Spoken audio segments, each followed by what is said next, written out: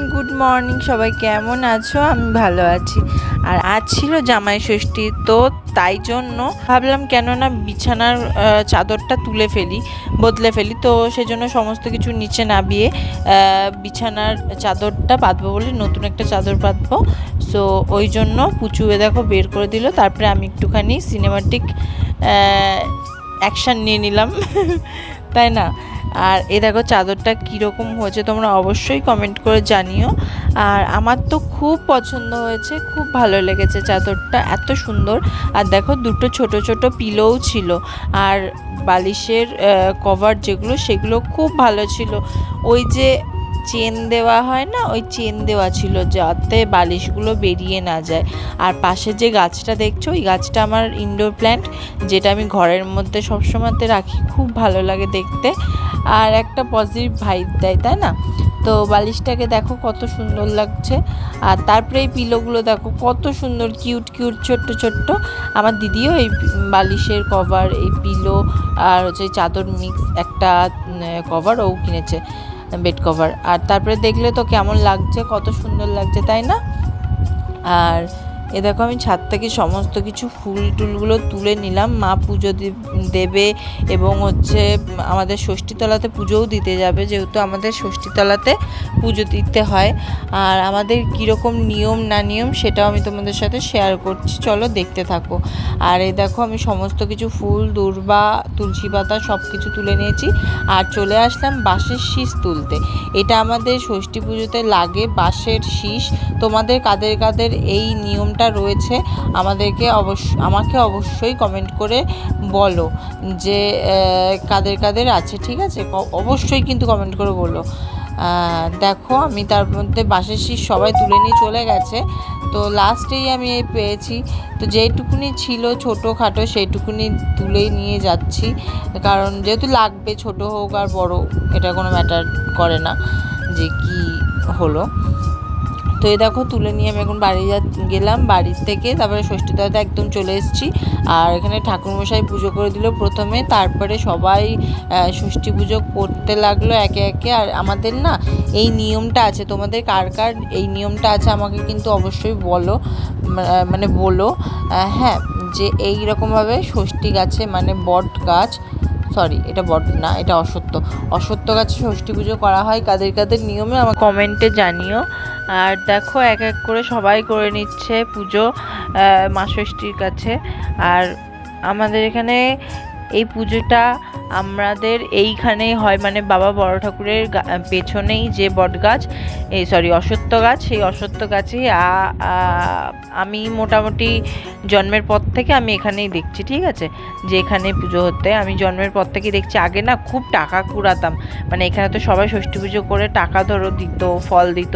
সেই টাকা ফল আমরা সবাই কত নিতাম, মানে একদম সব ফল আর টাকা যেন নিয়ে চলে যেতাম আমরা নিজেদের বাড়িতে।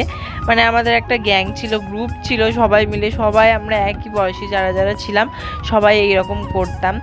আর তারপরে ওই টাকা দিয়ে কিছু কিনতাম, খেতাম, তারপরে ওই ফলগুলো খেতাম রেখে রেখে। কত ভালো ছিল আগেকার দিনগুলো, কত মজা করে কাটিয়েছি। তো তারপরে দেখো কাকিয়া, মা সবাই এক এক করে এই কলা ওই অশ্বত্থ গাছে লেপে দিচ্ছে। এই নিয়মটা কিন্তু সবার নেই, এই নিয়মটা আমাদের রয়েছে, আমাদের এখানে আমি দেখে আসছি সেই ছোট্টবেলা থেকে। অনেকের এই নিয়মটা নেই, আমি জানি না কার কার আছে কার কার নেই, ওর জন্যই বলছি যে কমেন্টে কিন্তু বলো। আর দেখো তারপরে সবাই এক এক করে পুজো দিয়ে নিচ্ছে। তারপর বৌদিও কলা লেপে দিল।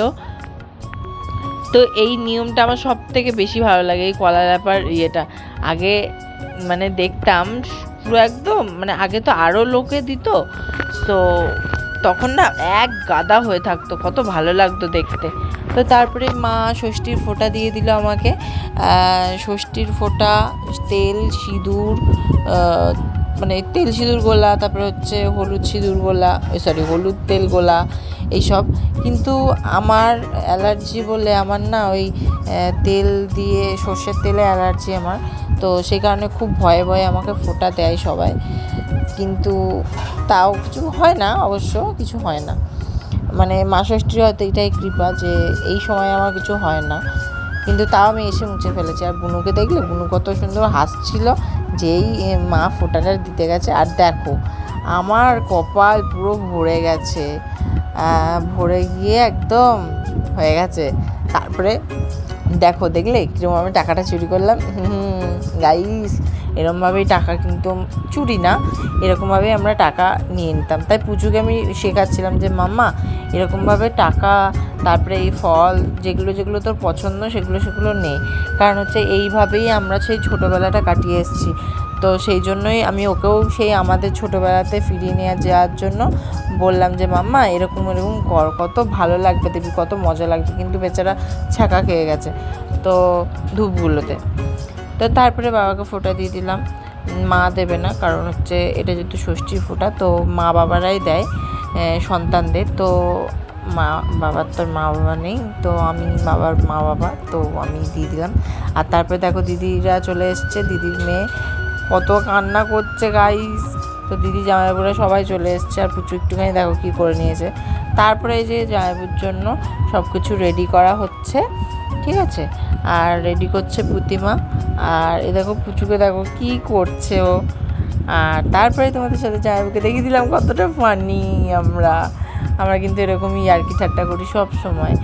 তো তারপরে দিদি আর কিশোরদা তো বসে পড়েছে ওই যে ফোঁটা দিতে, আর মানে ফোঁটা নিতে সরি।